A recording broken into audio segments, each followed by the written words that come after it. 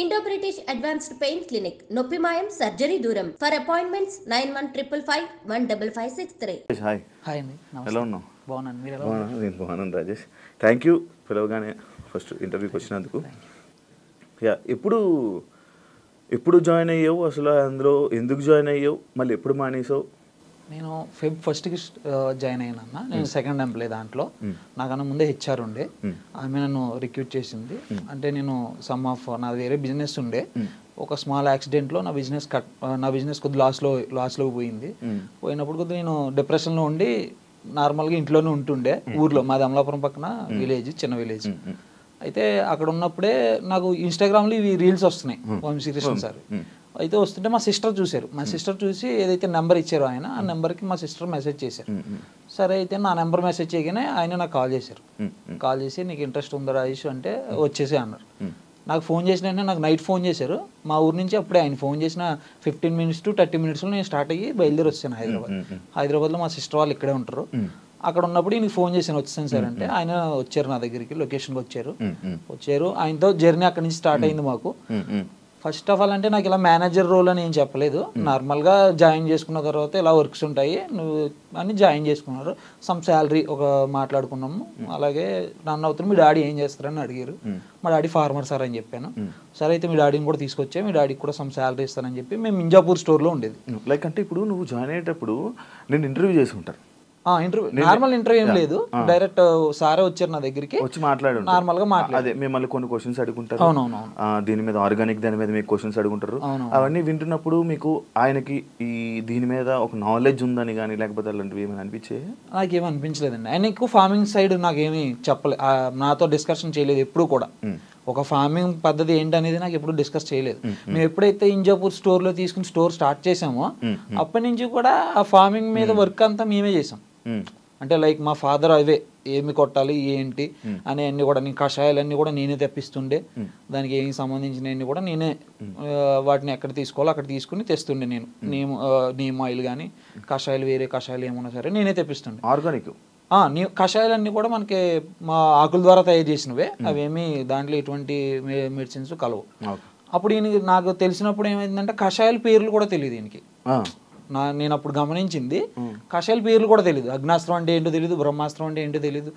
Maximum నాకు తెలియదు వాటి గురించి, కానీ వాటి పేర్లు అయితే తెలుసు నాకు. దేనికి వాడతారనేది కొద్ది నాలెడ్జ్ ఉంది. మా డాడీ ద్వారా నేర్చుకున్నాను, తెలుస్తుంది. ఆయనకైతే నాకు తెలిసిన, ఆయన గమనించిన విధానంలో నాకు అసలు ఆయనకి వెజిటేబుల్స్ ఎన్ని రోజులకి వస్తాయి, అసలు ఎన్ని రోజులకి అవి మనకి హార్వెస్టింగ్ అవుతాయి, అసలు ఏ విత్తనం ఎలా వేయాలి, అసలు ఏ విత్తనానికి ఏ పేరు ఉంటుంది, అందులో దేశీ ఏది లేదంటే మన హైబ్రిడ్ ఏది అని తెలుసుకోవడానికి కూడా ఆయనకి చాలా టైం పట్టింది నేను గమనించిన టైంలో.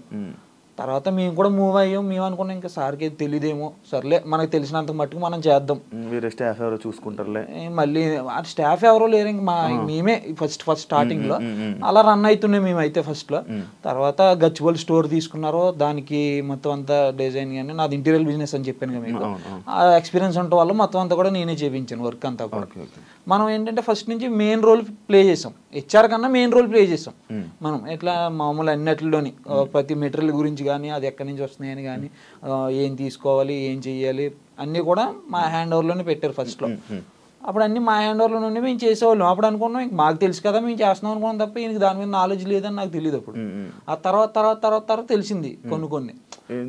ఈ పంచగ విద్రవ్యం అంటే ఏంటో తెలీదు, ఘనజీవామృతం అంటే ఏంటో తెలీదు. అంటే ఒక పద్ధతి తెలుసు అంతే, ఆ పేరు తెలుసు. ఎస్పీకే పాలేకర్ మేతల్లో చేసే ఒక పద్ధతి పేరు తెలుసు అంతే తప్ప దాన్ని ఎలా చేస్తారు, సేంద్రీయ వ్యవసాయం అనేది ఏంటి అనేది ఆయనకి ఫుల్ ఫ్లెడ్జ్డ్గా తెలియదు.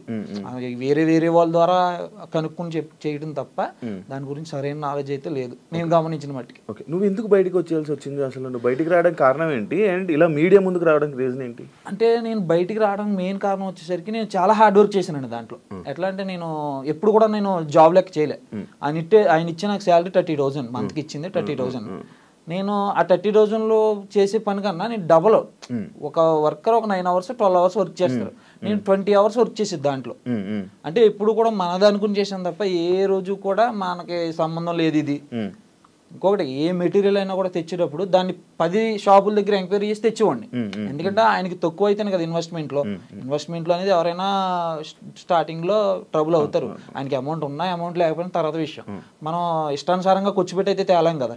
ఆయన మనకి ఏదో హ్యాండ్ ఓవర్ చేశారు కదా అని చెప్పి మనం ఒక 10 కొట్లు షాపుల్లో ఎంక్వైరీ చేసి అని తెచ్చేవాళ్ళం. బాగానే ఉంది. ఒక 5 months బాగానే గడిచింది. 5 months 20 days బాగానే నడిచింది. తర్వాత మరి ఆయనకి ఏమనిపించిందో ఏంటో తెలీదు, ఒక చిన్న ఏదో డిస్కౌంట్ దగ్గర వచ్చింది మా ఇద్దరికి. ఒక యాంకర్ ఆమె అంతకు ముందు ఇంటర్వ్యూ ఏదో చేసింది ఆమె, అప్పుడు డిస్కౌంట్ ఇచ్చారు ఆమెకి. అదే డిస్కౌంట్ నేను ఇచ్చాను అనమాట, వేరే ఆమెకి ఇచ్చాను డిస్కౌంట్. ఆమె మళ్ళీ వచ్చింది రెండోసారి. నేను అంతకు ముందు వచ్చాను కదమ్మా మీకు తెలుసు కదా అంటే, ఈయనకి అప్పుడు వేరే బిజీ వర్క్లో ఉన్నారైనా ఫోన్ కాల్లో ఎందుకు లేనా అంతకు ముందు ఇచ్చారు కదా మళ్ళీ ఎందుకు ఏమో అంతకుముందు ఇంటర్వ్యూ చేశారు కదా కొద్దిగా పరిచయాలు ఉంటాయి కదా వీళ్ళకి అని చెప్పి నేను డిస్కౌంట్ ఇచ్చామని చెప్పాను స్టాఫ్కి.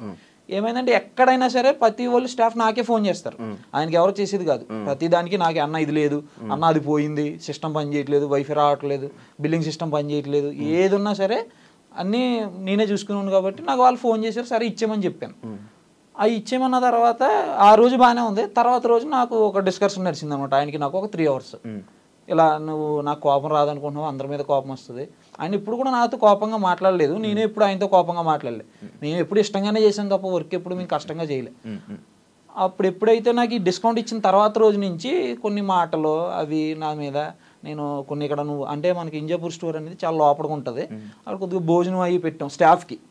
డైలీ నేను ఉండను, ఎలా బయట తినేవాడిని, బయట నాకు వండిందో ఏదో అక్కడ ఉన్న కుర్రోళ్ళకి పెట్టినందుకు నువ్వు ఇక్కడ తీసిన మెటీరియల్ వండేసి వీళ్ళకి పెడుతున్నారు, మీరే వాడుకుంటున్నారు అని ఒక ఎలిగేషన్ నా మీద పెట్టారు. అప్పుడు నేను అన్నా, ఏ రోజైనా మీకు నా దగ్గర ప్రూఫ్స్ ఉన్నాయి, నేను ఎక్కడెక్కడ తెచ్చుకుంటానో ఆ షాప్కి తీసుకెళ్తా, నేను ఎక్కడ వెజిటేబుల్ తెచ్చుకుంటానో అది చూపిస్తాను మీకు, నేను ఎక్కడ పాలు తెచ్చుకుంటానో కూడా చూపిస్తాను, అక్కడ ఉన్న ల్యాండ్ ఓనర్ కూడా నేను బాగా తెలుసు, మేము ఫ్రెండ్లీ మూమెంట్లో వెళ్ళేది.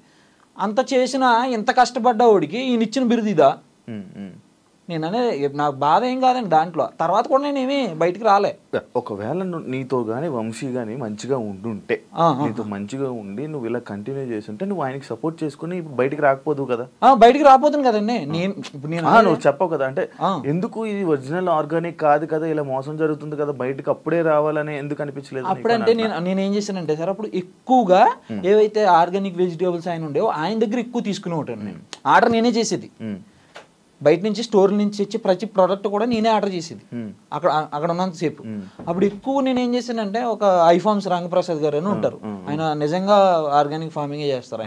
ఆయనే సొంతగా చూసుకుంటారు, ఆయన అన్ని సొంతంగా ప్రిపేర్ చేసుకుంటారు. ఆయన దగ్గర నుంచి ఎక్కువ తెచ్చుకుని ఎవరైతే బయట కంపెనీల నుంచి ఎక్కువ తెస్తున్నారో వాటిని తగ్గించేవాళ్ళు. అప్పుడు నేను ఉన్నప్పుడు జస్ట్ ఒక 10 days ముందే ఈ డిస్కషన్ ఎప్పుడు జరిగిందంటే, గచ్చిబౌలి స్టోర్ అయిపోయింది సెటప్ మొత్తం, సెటప్ అయిపోయింది, ఇంక ఈడ అవసరం లేదనుకున్నాడేమో మరి నాకు తెలిసి, ఏదోటి చెయ్యాలి ఇన్ని.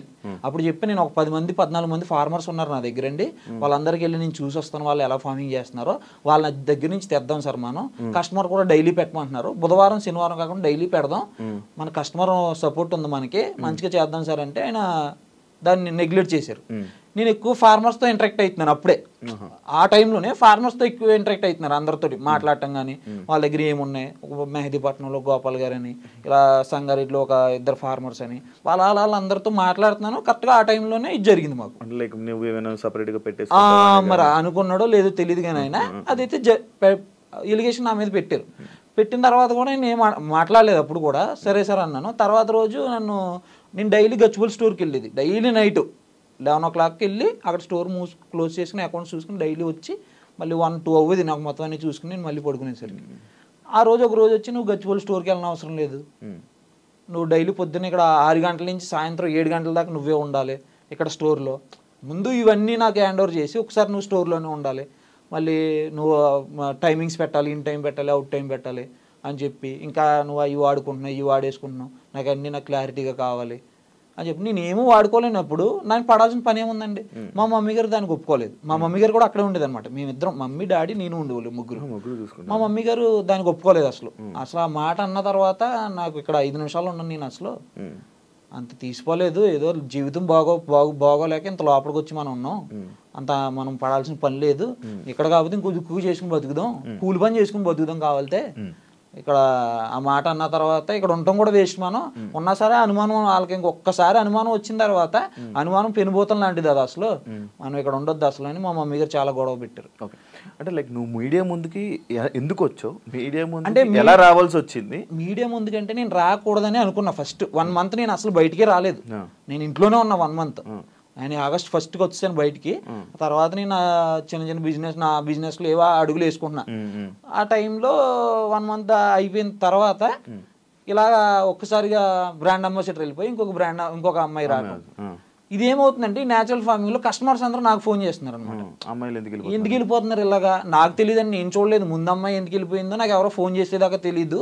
ఆమె వెళ్ళిపోయిందంట. తర్వాత నీకు తెలీదా అని అడిగారు. నాకు తెలియదు సార్ అన్న. తర్వాత మళ్ళీ ఇంకొకరు వచ్చారు, మళ్ళీ ఫోన్ చేశారు. నా కస్టమర్స్ నా దగ్గర ఒక 180 మంది ఉంటారు కాంటాక్ట్స్. నా నెంబర్స్ వాళ్ళ దగ్గర ఉన్నాయి. వాళ్ళందరూ ఫోన్ చేసి అడిగారు అనమాట. అంటే ఆ న్యాచురల్ ఫార్మింగ్ ని మీరు ఎలా బూత్ ఫార్మ్ కింద చేస్తున్నారా నాకు అర్థం కాదు. అంటే న్యాచురల్ ఫార్మింగ్ అంటే అమ్మాయి ఉండాలా, లేకపోతే మీరు చేయలేరా, మనుషులు చేయలేరా, ఎవరు అమ్మాయిలతో అవసరం ఏంటి? అదే నేననేది ఇప్పుడు లేబర్ పని చేయాలంటే మనం ఫామ్ లో దిగి చెయ్యాలంటే మగోడు చేయగలుగుతాడు, ఎంతైనా పొద్దు నుంచి సాయంత్రం వరకు చేయగలుగుతాడు. ఆయనతో పాటు ఇంకొక అబ్బాయిని పెట్టుకుని ఆయన 30 ఎకరాలు తీసుకుని 30 ఎకరాలు ఆయనే చూసుకుంటూ ఆయనే చేసుకోవచ్చు కదా. అమ్మాయిలు ఏం చేస్తుంటారు నార్మల్ అంటే ఆయన ఏంటంటే ప్రమోషన్స్ కోసం, బిజినెస్ ని ప్రమోట్ చేయడం కోసం పక్కన లేడీస్ ని చూపించుకుంటారు ఆయన. అదే ఆయన మెయిన్ కాన్సెప్ట్. ఇది మీరు అదే అమ్మాయిల్ని ఇలా అమ్మాయిలతో ఉంటారు, అమ్మాయిలకు లైక్ ఎలా అంటే అమ్మాయిలు వాడుకుంటుంటారు అలా అని చెప్పి ఒక స్టేట్మెంట్ అనేది నేను విన్నా నార్మల్ బయట. ఓకే ఓకే, నాకైతే తెలిసిన వాటికైతే మాత్రం ఈయన అమ్మాయిలతో ఎక్కువ మూవ్ అవుతారండి.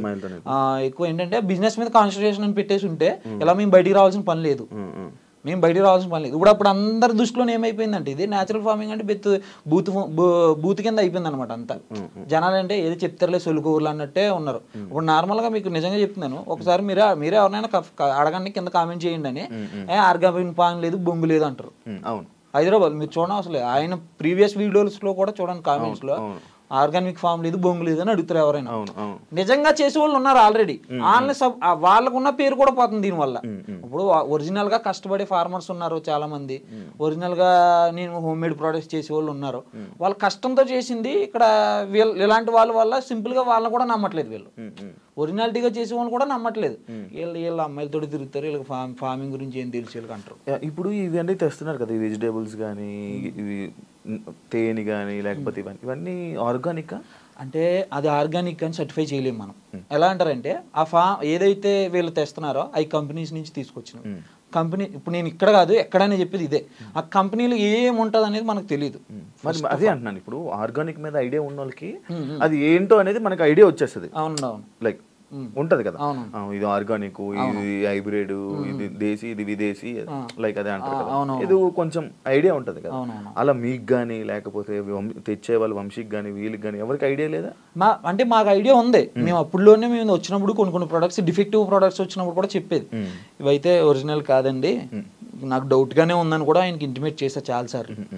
అప్పుడు వాళ్ళు కాదండి, కస్టమర్స్ కూడా చాలాసార్లు అన్నారు మా ఎదురుగానే. చాలా మంది ఫోన్లు చేసి మీరు చేసిన కొత్త తోటకూర ఇంత పొడిగా ఎదగదని ఒకళ్ళు, వంకాయ ఇంత పెద్దగా రావని ఒకళ్ళు. అలా కొంతమందికి వాళ్ళకి డౌట్స్ ఉంటాయి. అంటే కొంతమంది చాలా మంది స్టడీ చేసిన వాళ్ళు ఉంటారు నేచురల్ ఫార్మింగ్ గురించి. అది ఆయన ఏంటంటే చాలా మంది ఏంటంటే తీసుకెళ్ళిన కస్టమర్స్ కూడా స్టడీ చేసి ఉంటారు దాని మీద, ఇది ఆర్గానిక్ ఫార్మింగ్ అంటే ఏంటి. నాకు 50% ఉంది, అంత ఎక్కువ లేదు. అంటే ఫార్మింగ్ మీద ఉంది. ఆ 50% లో మీకు అనిపించింది అందులో ఆర్గానిక్ ఐటమ్స్ ఏవి, అన్ఆర్గానిక్ అని అనిపించాయి? అవి నాకు ఏదైతే కంపెనీస్ నుంచి తెచ్చారో అవి నాకు డౌట్ అండి. అప్పుడు నేను ఉన్నంత సేఫ్ లోని డౌటే. వాటిని ఎక్కువగా అవాయిడ్ చేయడానికి చూసేవాడిని నేను, తక్కువ ఆర్డర్ చేయటం. అలాగా ఎక్కువగా ఎవరైతే వేరే ఫార్మర్ ఎవరైతే ఉన్నారో వాళ్ళ దగ్గర నుంచి తెచ్చుకోవడానికి ఎక్కువ ఇంట్రెస్ట్ చూపించేవాడిని. మాక్సిమం ఫార్మర్స్ తో ఎక్కువ ఇంటరాక్ట్ అయ్యేవాడిని. ఎందుకంటే ఫార్మర్స్ దగ్గర నుంచి తీసుకుంటే ప్రోడక్ట్ ఒక వాల్యూ ఉంటుంది, వాళ్ళకి కూడా కొద్దిగా సపోర్ట్ ఇచ్చినట్టు ఉంటుంది మనకు. ఫార్మర్స్ నుంచి ఏమేమి ఐటమ్స్ తీసుకుంటున్నారు మీరు? కొన్ని అవి కూడా 25%, 30% వస్తాయి. అంటే మిగతా 70, 75, 80% మొత్తం అంతే వేస్ట్. అది ఆర్గానిక్ కాదు. అంటే కాదని చెప్పలేం, అక్కడ ఏమొస్తున్నాయో తెలియదు కదండి. కంపెనీలో ఏం జరుగుతుంది అనేది లోపల జరిగేది మనకి ఏం తెలియదు. కానీ ఇది వంశీ ఆర్గానిక్స్ అనేది ఫేక్. అంతే ఇంకంతే అనుకోవాలి, అది ఫేక్. మరి ఇప్పుడు మధ్యలో వీళ్ళు టూర్లు వెళ్తున్నారు కదా, టూర్లు వెళ్ళడము, అక్కడ వీడియోస్ చేయడము, అవన్నీ దేనికి వెళ్తున్నారు? మరి అక్కడి నుంచి ఏం తేయడానికి వెళ్తున్నారు? వాళ్ళు ఎంజాయ్ చేయడానికి వెళ్తున్నారా లేకపోతే ఏమైనా తేయడానికి వెళ్తున్నారా? అంటే వాళ్ళు వెళ్ళేది ఒక ప్రోడక్ట్ ని చూపిద్దామని వెళ్తారు. అక్కడ వరకు ఒక ప్రోడక్ట్ ని చూపించడానికి, ఒక పసుపు కొమ్మును అక్కడ చూపించడానికి అంత దూరాలు వెళ్ళిన అవసరం లేదు. మన పొలంలోనే మనం వేసుకుని మనం అదే చూపించవచ్చు. మన పొలంలో పండించుకున్నది. తెలంగాణలో కూడా చాలా మంది ఉన్నారు, ఆంధ్రాలో కూడా ఉన్నాయి. ఎక్కడెక్కడో ఊటీల దాకా బూటీల దాకా అన్నీ పోనవసరం లేదు. మన ఆంధ్రాలోని తెలంగాణలోని 2 తెలుగు రాష్ట్రాల్లోని ఫార్మర్స్ ఉన్నారు, వాళ్ళు పండిస్తున్నారు. వాళ్ళ దగ్గర మనం వెళ్ళి చూసుకుని తెచ్చుకోవచ్చు. లేదు నీకు ఓపిక ఉంది అనుకుంటే నువ్వే ఇంకా నిజంగా చెప్పుకోవాలనుకుంటే నువ్వు పండించు, అంతేగాని వేరే కంపెనీ మీద డిపెండ్ అవ్వడం ఎందుకు? సో నువ్వు పండించలేవు, 50% పండించగలుగుతున్నావు నువ్వు, కానవా 50% ఫార్మర్స్ దగ్గర నుంచి తెచ్చుకోవచ్చు కదా. ఇప్పుడు ఫార్మర్స్ ఎంతమంది ట్రైబర్ అక్కడ మన వైజాగ్ దగ్గర ఉంటారు ట్రైబర్స్, వాళ్ళ దగ్గర చాలా ఉంటాయి. రీసెంట్ గా నాకు ఈ వీడియో చూసిన తర్వాత కూడా ఒక 2-3 ఫోన్ చేశారు అనమాట. వాళ్ళకి ఎలా చేసుకోవాలో తెలియట్లేదు, వాళ్ళకి మార్కెటింగ్ తెలియదు, వాళ్ళకి పండించేస్తున్నారు వాళ్ళు. మినుములని పెసలని చాలా ఉన్నాయి వాళ్ళ దగ్గర. వాళ్ళు మాకు తెలియదు సార్, ఎవరైనా ఉంటే మాకు చెప్పండి, వాళ్ళకి మేము ఇస్తాం మేము స్టోర్లోకి అని. వాళ్ళు మేము ఒరిజినల్గా మేము కొండల్లో పండించినవి, మాకు ఎటువంటి కెమికల్స్ ఉండవు ఈడ అని అలాంటి దగ్గర నుంచి తెచ్చుకుంటే ఈయనకి తక్కువకి వస్తాయి. ఇప్పుడు నార్మల్గా నేను చెప్తున్నాను, అక్కడ కందిపప్పు ఉంది సార్, ఒక కందిపప్పు వాల్యూ అక్కడ వచ్చేసరికి 130 నుంచి 150 రూపాయలు 170 రూపాయలు ఇచ్చేస్తున్నారు వాళ్ళు. అలాంటిది 250, 270, 300 పెట్టుకున్న ఆర్గానిక్లో అది ఒక రీజనబుల్ ప్రైస్ అవుతుంది జనాలకి. వీళ్ళు కంపెనీ నుంచి తెచ్చింది సగానికి అది కరెక్టో కాదో తెలియదు, దాన్ని తీసుకొచ్చి దాన్ని డబల్ రేట్ పెట్టుకుని అమ్ముకోవటం.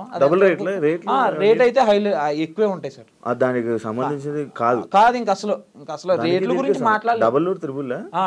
డబల్ త్రిబుల్ కూడా ఉంటాయి కొన్ని. అవునా?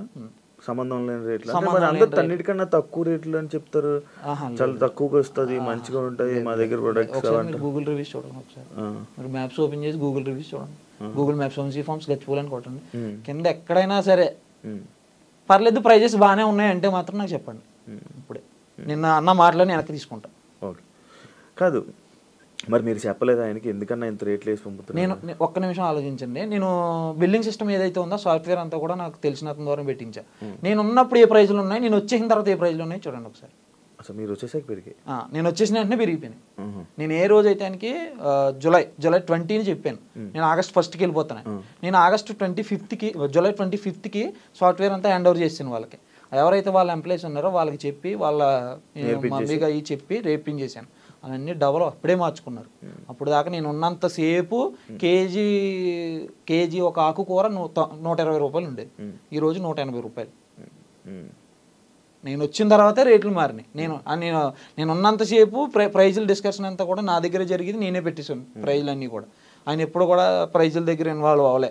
చెప్పేవారు అయితే ఏ ప్రైజ్ ఎంత ఉంది దానికి ఇంత పర్సెంటేజ్ కొట్టేసి అని చెప్పేశారు. నేను ఏ రోజైతే నేను బయటకు వచ్చేసిన నేను ఉన్నప్పుడే వాళ్ళు మారుస్తున్నారు, కొన్ని మార్చారు, అన్ని మార్చలేదు.